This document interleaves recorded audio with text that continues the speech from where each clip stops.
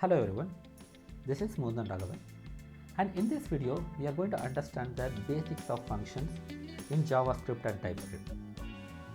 Generally you can think of any function as a machine. You will be giving the input, the machine will run and gives the output. The same way, function will be having some logic. You will be giving the input, it will does its implementation, then it gives the output. So in function, you will think of mainly three areas: input, action, output.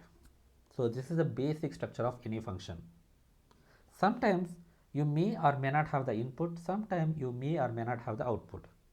But these are the three main areas we need to focus when you talk about any function. Let's think about a simple function where it is not taking any input from you but gives the output. So this is also one of the valid way of creating the function. Think of an air cooler. You will just execute the machine or you will just switch on the machine. It always return the value which is cool air. So this is one of the function type. Another type where you will be giving some input and the function gives the output. Think of a juice maker. You will be giving your input such as fruit and the juice maker will be giving you back juice, which is the return value. So here in this kind of function, you will have input and you will have the output or return value. Sometimes you will be having the default value for input. Think of a juice maker which has the fallback setting. Sometimes you can store the values inside the function default value. Whenever you are not giving any input, the function will be using the default value to create the output. So this is called fallback settings and also called as a default value for your input value. In general, you will be using the function with standard traditional syntax. But there is another way of implementing the same function with modern syntax, which is called as arrow function. The functionality and the output is same. The syntax looks little simpler, little concise than a traditional way of implementing the function. Let's see the same implementation of the air cooler where it does not take any input but gives the output. And arrow functions are anonymous functions. Basically, when you create the arrow functions, you will not mention the function name. For example, here you can see the two empty parentheses, which means it does not take any input. And arrow symbol, so this arrow symbol is defining after this whatever comes, that will be the implementation. In our case, you don't need to mention return also. Whatever comes after this will be the return value. In our case, it is the wind. Now we are going to learn about the main topic, which is callback. It is nothing but you are sending function as a parameter. So far you have seen the parameter could be primitive values, could be a string, number, boolean, even sometimes it could be array. But now we are going to send function as a parameter. In real time, you can think about this scenario. So you are going to give some task to the plumber and you will be going out. In that scenario, you are giving your phone number to the plumber and asking him to call back whenever he completes his task. So even though you give the phone number, plumber will not call you suddenly. He will call only after his completion of work. So like that, you are giving function as an input, but that function will be called only after doing set of activities. But you can see the example, phone number is the function name, and when you send it as a parameter, it will not have parenthesis. Whereas when you call the function, it will have the parenthesis. Function as a return value. Any function can return some value such as primitive data type, string, number, integer. The same way, it can return another function.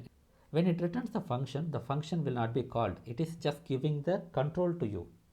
Like how the person gives back the remote to you after setting up the TV. You are given with another function. For example, here if you call the setup TV, it will be giving the function rather than the value. So whenever you want to use the remote, you can execute that function. Now we will understand overall things whatever we have seen. No parameters, so directly the output will be given to you. Sometimes you will be giving the parameter and it will process and return the value to you. Sometimes you will not give the parameter, but default parameter can be used. Sometimes you will pass the parameter and that parameter is action. So this action can be used later. So this is called the callback function. Sometimes instead of returning primitive data types or arrays, you might return a function. So this function can be used later whenever you want. Here is the example where function without parameter and return some value. Function greet, since it does not have any parameters, it will be having empty parenthesis. Then this function totally returns the type of value string. So that's the reason the return type is string. Then the function implementation is simple, return hello. Whenever I call this function, it returns the output. I am holding that into the message variable msg, then I am displaying. Here is the function with parameter and return value. In this function, you are sending two values a and b, which is type of number, and this entire function returns the value with the type of number. Then the function implementation is simply adding a plus b. Here inputs are a and b, output is a plus b. Here is the example function with default value. There is a function called greetUser and it expects the name as a parameter, which is type of string. Whenever you send an input value, it will be concatenating with hello and show as a hello user.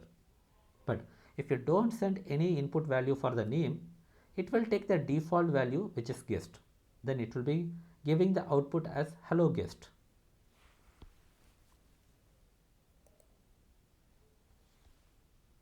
This is the example arrow function without parameter and return value. Here function does not have any input value, so that's why you are seeing the empty parenthesis, and this entire function returns the value of string type, that's why it is the string. Then arrow function, arrow keyword. This is the example of arrow function without parameter and return value. Since it is an arrow function, it will not have any name when its implementation, empty parenthesis and return type is string, arrow symbol, and the implementation is simply returning the arrow function message. This entire arrow function has been assigned to the get message.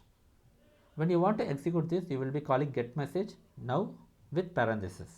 But sometimes if you want to send this function to another function, you can directly send this without assigning to the variable. Like this, you can have the different combination with parameter, without parameter, whatever we have seen in the traditional way. Here is the example where function has been sent as a parameter. Here you can see the list of values like mark list 85, 90, 78, 92. Since it's the array type, you can apply one more function on the mark list, marklist.map. So you are calling the map function, but map function expects a parameter which is another function. Whenever map receives a function, it will be applying that function on each and every item inside the list or inside the array. For example, map receives one function which expects one value, mark as a number, and it adds the mark with 5 extra marks. So this function will be applied to each and every item inside the list. So here is the example, you are sending mark function as a mapping function to mark list. Here your function as a parameter to the map. Here is the example function as return value. The create multiplier is the function creator where the multiplication factor will be decided by the value that you give.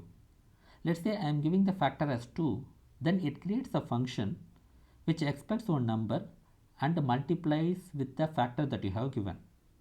For example, here create multiplier 2, then it calls this function. When it calls this function, it returns one function. Everything is similar except that the factor will be replaced with 2, but it returns the function.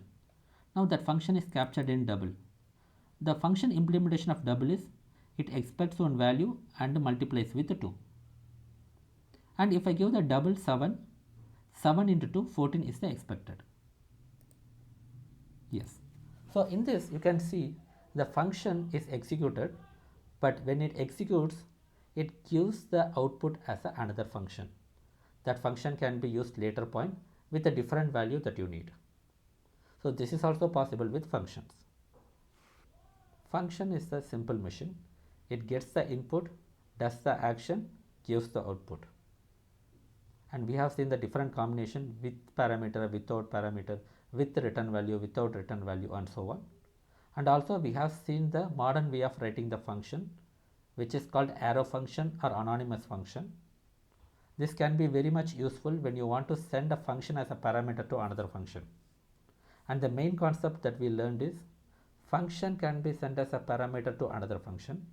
Similarly, function can be returned from the other function as a return value. So these are the main concepts we have learned, and we also seen some of the examples on that. And this is all about this video, and always be a rainbow in others' cloud.